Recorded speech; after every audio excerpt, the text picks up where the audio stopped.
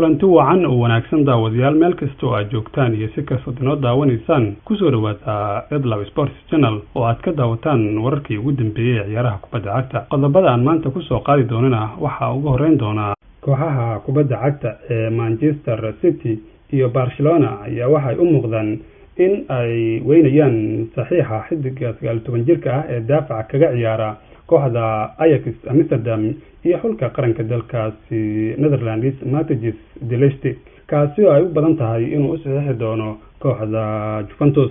Calcio Mercato oo ka soo baxda gudaha dalkaas Talyaaniga ayaa waxa ay daabacday in hardanka lagu jiro daafaca kooxda Ajax Matthijs de Ligt in ay ku guuleysatay kooxda Bianconeri Juventus. Daayarkan daafaca ka ciyaara ayaa bandhigiisa wanaagsan ee kooxda Ajax waxa uu ku mutay in kooxaha ugu waaweyn horyaalada qaaradaas Yurub in ay si gooni ah indhaha ula raacaan. Muddooyinkii dambe ayaana waxaa lala xiriirinayay kooxda Barcelona in ay xidigan u boqolin doonto garoonka Camp Nou Stadium. Asaate kooxda Sijil Cajuus ayaa u muuqanaysa in ay ku guuleysanayso dagaalkii loogu jiray helitaanka daafaca xulka qaranka dalkaasi Holland ee Matthijs de Ligt. xidiga qaybta dambe ee daafaca midig ka ciyaara una dhashay dalkaasi Talyaaniga Matteo Darmian ayay u badan tahay inuu isaga tagi doono kooxda Manchester United bisha January ee soo aadan, waxaana xidigan xiiseynaya kooxaha ka ciyaara Serie A dalkaasi Talyaaniga ee Inter Milan iyo Giallorossi Roma. 28 jirkan daafaca ka ciyaara ayaana waayay safashada boos koowaad kooxda uu hogaamiyo tababare Jose Mourinho, isagoona xiisabaan iminka u qaba inuu isaga dhaqaaqo kooxda ku ciyaarta garoonka Old Trafford. xidigan kaga soo biray kooxda Turina kooxda Manchester United sanadii 2015 ayaa iminka waxa uu daneynayaa in uu dib ugu laabto Serie A dalkaasi Talyaaniga. kooxda kubadda cagta ee Chelsea ayaa waxa ay kula tartami doontaa dhowr kooxood oo ka dhisan Serie A dalkaasi Talyaaniga oo ay qayb ka tahay kooxda Juventus. saxiixa xidiga 20 milyan ee euro lagu qiimeeyo ee qadka dhexe kaga ciyaara kooxda Brescia ee Sandro Tonali. 18 jirkan ayaana goor horeba waxaa lagu misaalay inuu yahay Andre Pirlo cusub ee dalkaasi Talyaaniga.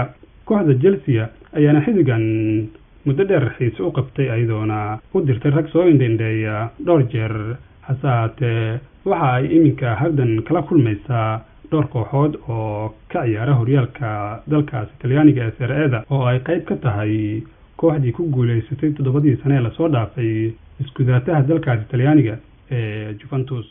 golayaha kooxda kubadda cagta ee Liverpool iyo xulka qaranka dalka Belgiumka Simon Mignolet oo 30 jir ah ayaa waxa uu diiradda u saaran yahay kooxda uu hogaamiyo tababare Patrick Vieira ee Nice.